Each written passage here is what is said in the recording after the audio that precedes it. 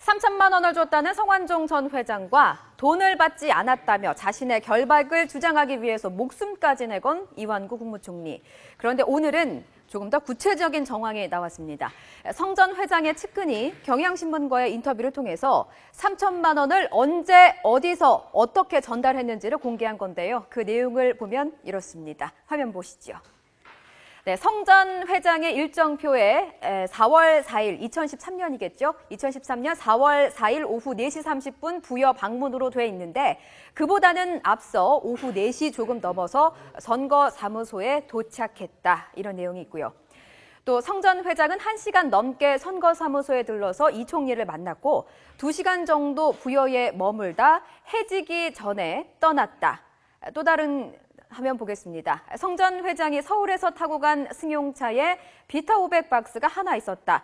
회장님의 지시에 따라서 그 박스를 꺼내 들고 선거사무소가 있는 건물 계단을 올라갔다. 당시 선거사무소는 넓은 홀에 여직원 둘이 있었던 기억이 나고 한쪽 칸막이 안에 이 총리와 성 전 회장 둘만 있었다. 또 회장의 지시로 비타 500박스를 테이블에 놓고 나왔다고도 덧붙였습니다. 하지만 이완구 총리는 오늘도 성 전 회장을 만난 적도 돈을 받은 적도 없다고 거듭 밝혔습니다. 직접 들어보시죠. 아닙니다. 왜냐하면 지금 설명을 드리지 않습니까? 수십 명의 기자분들이 첫날이니까 취재하러 오셨고 인터뷰를 하려고 수십 명이 오셨기 때문에 그거는 정황으로 볼 때 맞지 않는 일입니다. 당시 돈을 줬다는 성완종 전 회장은 스스로 목숨을 끊은 상황입니다. 그리고 돈을 받은 것으로 의심받고 있는 이완구 총리는 절대 아니라며 망자와의 진실 공방을 벌이고 있는데요. 이슈 대담에서 계속해서 파헤쳐 보겠습니다. 예, 지금 안보라 앵커가 말씀을 드렸습니다만 지금 계속해서 저희가 이 문제를 짚어보지 아니할 수가 없습니다. 이 문제는 고 성완종 전 회장이 남긴 메모 리스트 때문에 불거진 문제지만 앞으로 대한민국을 어느 정도 맑게 할 수 있는가 하는 것과 연관된 문제이기 때문에 제가 볼 때에는 이 문제를 계속 짚을 수밖에 없을 것 같습니다. 지금 이 자리에 세 분 나와 계신데요. 먼저 김태현 변호사 그리고 중앙경찰학교 교수죠. 김복준 박사 두 분 일단 나와 계시고요. 한 분은 라디오 끝나면 금방 내려옵니다. 저희 YTN 라디오에서요. 지금 방송 끝나면 금방 내려오실 텐데요. 어서 오십시오. 안녕하세요. 예, 안녕하세요. 자, 먼저 제가 우리 김 변호사님 좀 여쭤보는데 제가 아까 두 분 의원님께도 여쭤본 겁니다. 경향신문은 비타 500에 돈 3천만 원 놓고 갔다 오는데 중앙일보에는 봉투 속에 놓고 갔다 그랬어요. 예. 이렇게 엇갈리면 진술이 어떻게 되는 거예요? 신빙성이 크게 떨어지죠. 예. 그러니까 지금 만약에 수사를 이대로 하게 되면 더 뭐 결정적인 진술이 나오지 않으면 이완구 총리가 끝까지 부인하고 있는 상황에서는 검찰에서 무혐의 처분 날 확률이 높고 설사 기소한다 하더라도 무죄가 선고될 확률이 높습니다. 왜냐하면 줬다는 성완종 회장은 없고 그다음 주변 지인들의 진술들은 조금씩 엇갈리고 있군요. 초동 진술부터 좀 흔들리고 있는 것이거든요. 그런데 문제는 지금 상황에서 무혐의 처분한다고 해서 그러면 정치적으로도 그 이완구 총리가 전부 다 깨끗해지느냐. 그건 별개의 문제인 거죠. 거기에 이완구 총리와 여권, 청와대 고민이 있는 겁니다. 그렇죠. 근데 이게 이 비타 500 같은 경우 이거 뭐 비타 500인지 뭔지 우리 김복준 교수님 어떻게 보세요? 일단은 이제 뭐 말이 다 다르잖아요. 근데 문제는 측근이란 말이에요. 성완종 회장의 측근인데 두 사람이 말한 게 각각 다른 거예요. 한 사람은 봉투에 넣어서 갔다. 한 사람은 비타 500 박스에 가지고 갔다. 그 사람 성 회장의 측근인 두 사람의 말이 다르기 때문에 신빙성에 심대하게 좀 영향을 좀 미치고 있는 거고요. 사실은 이거를 이제 해결하려면 당일 개소식에 방문한 사람 명단 있을 겁니다. 이완구 총리 그 개소식에 그 명단도 좀 공개할 필요가 있겠고 사무실 여직원이 2명 있다고 그랬어요. 그러면 그 사무실에 분명히 여직원이 있긴 있을 겁니다. 그 두 사람도 조사가 필요할 것 같고요. 네, 뭐 그렇다고 하더라도 저도 지금 김태현 변호사하고 생각은 같습니다. 주고받는 현장을 직접 녹화나 녹음이나 어떤 목격자가 있지 않은 이상은 결국 법리적으로 가서는 어려울 거로 보여지고요. 다만 그럼에도 불구하고 성완종 회장의 아주 승리다. 도덕적으로도 뭐 일단은 치명타 때린 거 아닙니까? 그렇습니다. 조금 아까 이제 저희 AD 모습이 잠깐 화면에 나왔습니다만 이런 게 생방송의 묘미입니다. 사실은 지금 부장검사 출신이신 김경진 변호사 도착하셨습니다. 안녕하십니까. 수고하셨습니다. 네. 아니 뭐 8층 우리 YTN 라디오에서 이제 금방 내려오셨는데 네. 근데요. 어떻게 제가 좀 아까 여쭤본 게 네, 뭐였냐면은 경향신문에는 비타오 백박스고 돈 건네는 거, 중앙일보에는 네. 측근 다른 측근에 네, 저거 좀 네, 네. 봉투에 넣었다. 네. 어떻게 보세요? 그러니까 이제 우선 그 기자들이 그러니까 어느 정도 취재를 했느냐 이걸 첫째는 좀 파악을 해봐야 될 것 같아요. 그래서 취재원들이 구체적으로 어떤 얘기를 했느냐. 그러니까 한 사람은 명확하게 얘기를 했고 한 사람은 조금 기억이 아리까리한 상태에서 답변을 했을 수도 있고요. 또 경우에 따라서는 이 취재원이라고 한 사람이 실제로 목격을 안 했는데 허위 취재원일 수도 있고 약간의 또 오버성 기사일 수도 있고 그래서 일단 검찰에 수사를 할 때는 그 기자들을 통해서 이제 그 취재원으로 된 사람들을 다 불러서 조사를 해봐야 될 것 같고요. 그래서 실제 두 사람 다 현장에 같이 갔는지 또는 돈을 마련할 때 같이 있었는지 이것부터 우선 좀 체크를 해봐야 될 것 같고요.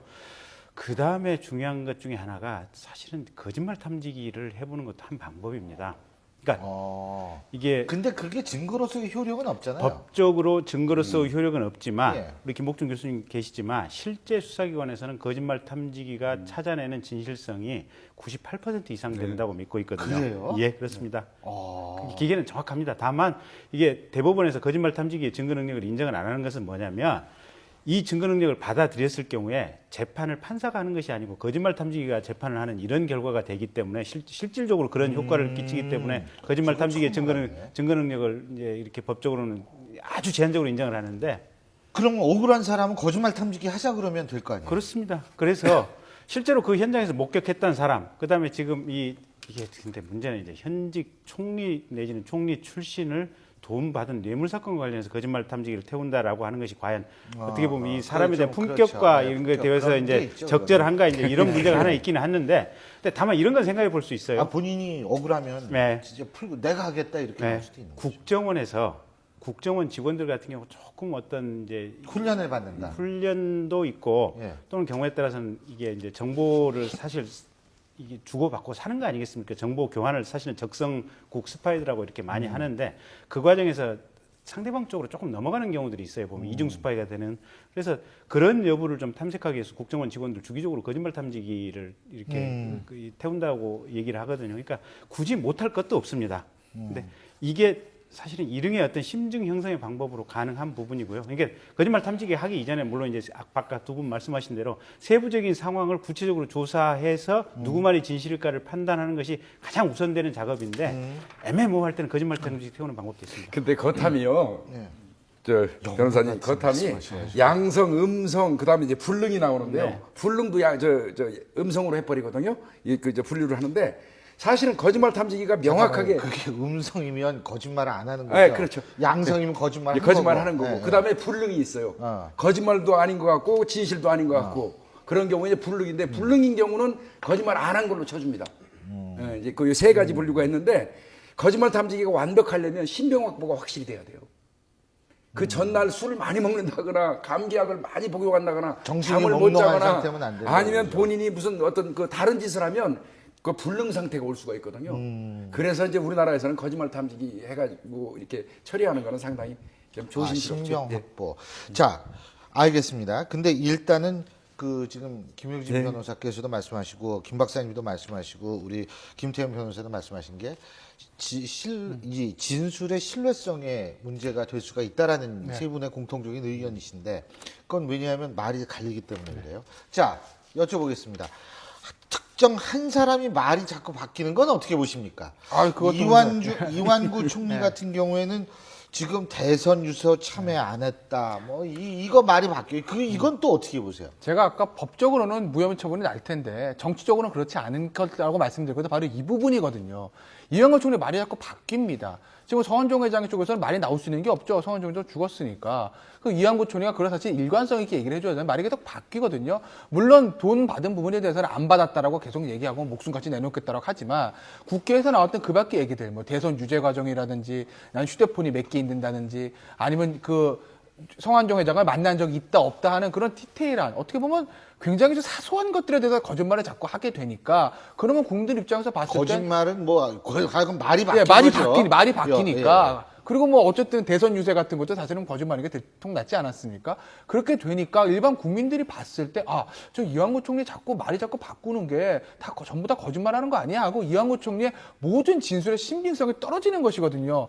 그런 상황이기 때문에 법적으로는 무혐의가 되더라도 정치적으로 과연 이완구 총리가 국정을 끌고 나갈 어떤 도덕성을 회복할 수 있겠는가 그 부분에 물음표가 지을 수밖에 없는 거고 그렇기 때문에 지금 새누리당에서도 어제 의원 긴급 최고위원회에서 그런 식의 어떤 발언들 빨리 수사부터 받으라 네. 뭐 거취를 알아서 하라는 지금 오늘 소장파 얘기들도 나왔지 않습니까? 그게 다 그런 데서 나오는 것이죠. 결국 이 문제는 이완구 총리가 자초한 것이나 다를 바가 없습니다. 제가 볼 때는요, 이완구 총리는 총리 되시면서 엄청 시달렸지 않습니까? 트라우마 앓고 계신 분이에요. 뭐 얘기 나오면 무작정 아우 나 그거 간 적 없어요. 나 못 봤어요. 이게 습관처럼 나오신 것 같아요. 청문회 거치면. 예, 그 거치면서 트라우마를 겪으신 것 같은 그런 느낌이 들고요. 대선 뭐 유세 안 했다, 뭐 휴대폰 1개 가지고 있다, 2개 가지고 있다, 뭐 그 다음에 시의원한테 전화 15번 했다. 이런 13번, 일련의 이 12번 내용들이 예. 그렇게 뭐 좋게 이야기하겠습니다. 말이 자꾸 예. 바뀐 게 지금 이완구 총리가 사실 서로 진실을 말하고 있어도 전체에 영향을 미쳐가지고 좀 신뢰성을 뚝 떨어뜨리고 있고 국민들이 지금 안 믿는 거예요, 아예. 이분은 아마 저는 기본적으로 트라우마에서 시작됐다고 봅니다. 그러니까요. 제일 불을 지핀 게 뭐냐면 어제 저녁에 이제 모 종편 방송사에서 나왔는데 1년 8개월치 지금 이 비망록 다이어리. 예, 다이어리를 분석을 했더니 1년 8개월 동안 지금 이완구 총리하고 성완종 씨하고 23번 만났다는 거 아니겠습니까? 근데 이제 이완구 총리 국회에서 이제 답변할 때 1년간 의정 활동 같이 한 거 외에는 개인적인 친분 관계 없다라고 얘기를 했는데 사실은 그 뉘앙스 없다, 개인적인 친분 관계 없다라는 거하고 23번 만났다는 거하고 우리 국민들이 받아들일 때는 완전히 지금 배치되는 개념이거든요. 그래서 근데 이완구 총리 이제 이렇게 얘기를 했습니다. 네. 뭐라고 얘기를 했는지 뭐 다 아시겠지만 같은 충청권에 있어서 의원이기 때문에 자주 만났다라고 뭐 그렇게 얘기를 했죠. 근데 네. 이제 이 사건의 제일 비극이 이런 것 같아요. 그러니까 문제는 이 사건의 형사적인 증거 법칙은 이제 검찰이 철저히 수사를 해서 기소를 할 수도 있고 무혐의 증거 불충분으로 무혐의 처분을 할 수도 있고 이러는데 대체로 법조인들의 예상은 기소하기는 쉽지 않아 보인다. 지금까지의 어떤 증거 자료는 그렇게 예상을 했는데 어쨌든 그럼 기소가 안 되면 이제 무혐의 처리를 할 수밖에 없는 이런 상황인데 법률상으로 그러면 지금 이 순간에 국민들이 이 사건을 바라보는 시각은 무엇일까? 제가 생각할 때는 98% 이상 유죄다. 라고 국민들의 머릿속에 지금 단정적인 어떤 평가가 내려와 있는 거거든요. 그러면 이 국민들이 생각하는 어떤 의식의 이 사건을 바라보는 시각 내지는 결론하고 법적인 어떤 최종적인 어떤 판단에 이거하고 괴리가 났을 때 그러면 국민들은 정치에 대해서 어떤 느낌을 가지고 있을 건가? 우리 사회에 굉장히 어려운 문제를 지금 던져줬거든요. 근데 이 어려운 문제라는 것이 이완구 총리의 지금 한 사람 개인의 문제일 수도 있지만 우리 사회 과거에 이제 어떤 찻대기 경험이라든지 정치인들 두루두루 계속해서 뇌물 받고 재판 받아오고 했던 이런 역사적인 경험이 있지 않습니까? 이 축적된 부분이 지금 이완구 총리 한 사람한테 그 모든 멍해가 한 방에 빵 하고 간 거거든요. 그래서 이게 정말로 풀 수 없는 멍해를 지금 이 어떤 돈을 받았냐 안 받았냐 이 어떤 진실 공방하고 상관없이 이완구 총리가 전부 지게 됐고 그것은 우리 사회가 어떻게 보면 현명한 지혜를 발휘해서 풀어야 될 문제다.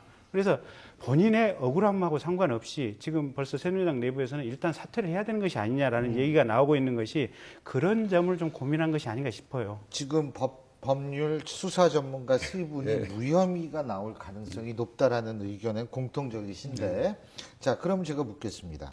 지금 검찰이 USB를 확보한 것으로 알고 있습니다. 한모 부사장이 가지고 있는 30여. USB.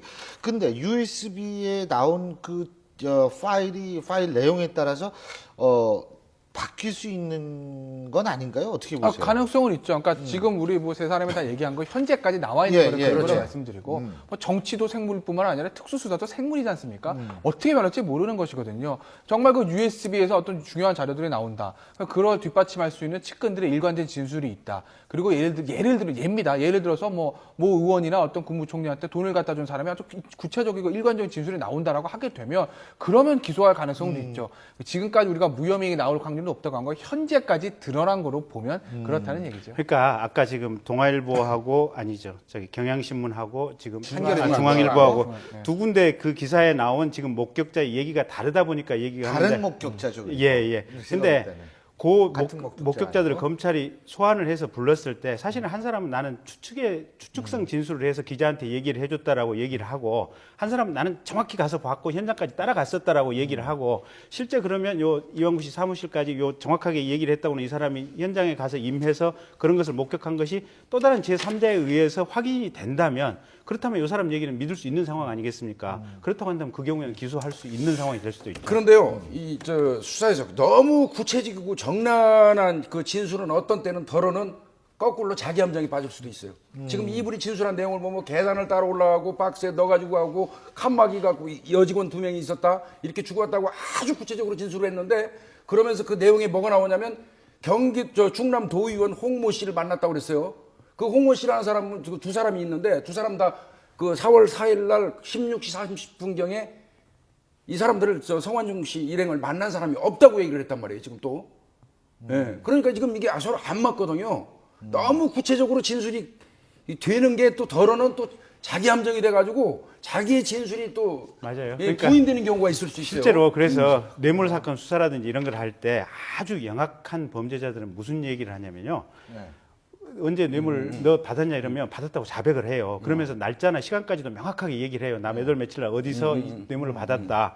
그리고 나서 법정에 가서는 그 검찰에서 강압 수사 당하면서 억지로 자백을 했다라고 얘기를 해요. 그러고 그 시간에 다른 알리바이를 다른 내는 난리가 사람이 명확히 있는 시점을 대는 경우가 있거든요. 그러니까 사실은 수사라고 하는 것이 정말 일종의 이 사냥하고 비슷한 건데 동물들이 살기 위해서 별의별 수를 다 쓰잖아요. 사냥터에서 보면. 근데 그런 식의 여러 가지 복잡하지않은 문제들이 있어서 방금 김옥준 교수께서 말씀하신 대로 구체적이고 명확한 얘기를 한다는 것이 사실은 오히려 그게 어떤 수사기관을 속여먹기 위한 함정일 가능성도 배제할 수는 없어요. 그리고 사람 기억이 교수님도 마찬가지지만 그렇게. 일주일 전에 가령 지난주 수요일 날 저녁에 방송 끝나고 혹시 구체적인 행정이나 경로 같은 거 기억하십니까? 제가 요새 기억력이 나빠지면 어떻게 알고 그러니까요. 예? 그게 기억이 안 난다니까요, 보면. 안 나요. 맞아, 근데 안 나요. 벌써 지금 2013년 13년 4월 얘기인데 네. 그 상황을 정확하게 기억하는 사람이 성인 남자들이 술 먹고 거의 뇌세포가 한 30, 40%는 이게 작동을 안 한다는 거거든요. 근데 그걸 정확하게 기억해내는 것은 사실 있을 수가 없는 얘기예요. 그래서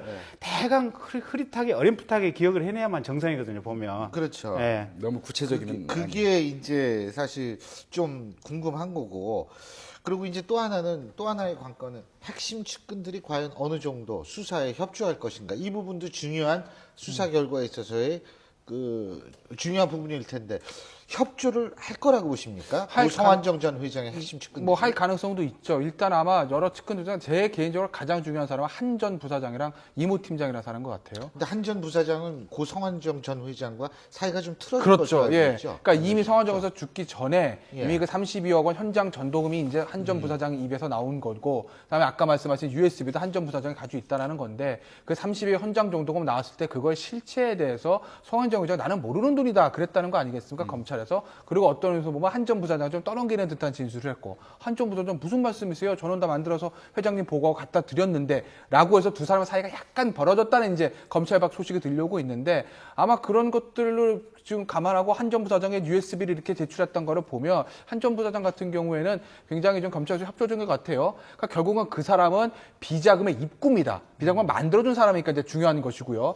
문제는 출구인데 출구는 아마 그 이모 팀장이라는 사람이 알고 있을 가능성도 좀 있죠. 왜냐하면 이 사람은 그 수행비서고 경남기업에서도 비서실장 했었고 그리고 국회에 갔을 때도 보좌관으로 데려갔던 사람이거든요. 그리고 항상 수행하고 다녔다는 거 보면 아마 한 그 성 회장의 동선을 가장 잘 알고 있을 만한 가능성이 높고 더군다나 성 회장이 정치하느라고 회사에 잘 못 볼 때는 회사 사람들이 뭐 결제 받을 거 있으면 이모 팀장한테 전해서 물어봤다는 거예요. 회장님 어떻게 생각하시냐고. 그 정도로 중요한 인물이니까 비자금의 입구인 한 전 부사장, 그다음에 출구인 이 팀장을 잘 조사를 하면 검찰에서 현재까지는 지금 장님 코끼리 더듬기까지처럼 수사를 하고 있지만 꽤 혁혁한 성과를 낼 가능성도 살아는 있습니다. 임열 가능성 어떻게 보세요? 네, 예, 뭐 경험칙상. 저는 뭐 이미 성완종 회장이 사망한 상태고요. 그렇다고 그러면 끝까지 뭐 숨길 이유는 없다고 봐요. 예, 다만 이제 걱정되는 우려되는 부분은 있어요. 그 대상이 되는 한 대여섯 명 된다고 그러더라고요. 그 중에서 혹시 배달 사고를 낸 사람이 혹시 껴있다면 그 부분을 숨기기 위해서 약간 좀 돌아갈 수는 있어요. 근데 대체로 지금 이 성완종 회장이 이 비서진들 있지 않습니까? 굉장히 오래 썼다는 것 같아요. 그렇죠. 방금 김태현 말한 대로 원래 기업에 있다가 국회에 데리고 갔다가 다시 지금 기업으로 데리고 갔다니까 상당히 신뢰 관계가 지금 돈독하고 오랫동안 있었기 예. 때문에 이 사람들 입 열기 시작하면 검찰 수사가 상당히 탄력을 받을 수도 있지 않나 싶습니다. 알겠습니다. 자, 오늘 세 분 말씀은 여기서 줄이겠습니다. 오늘 말씀 잘 들었습니다. 감사합니다. 고맙습니다.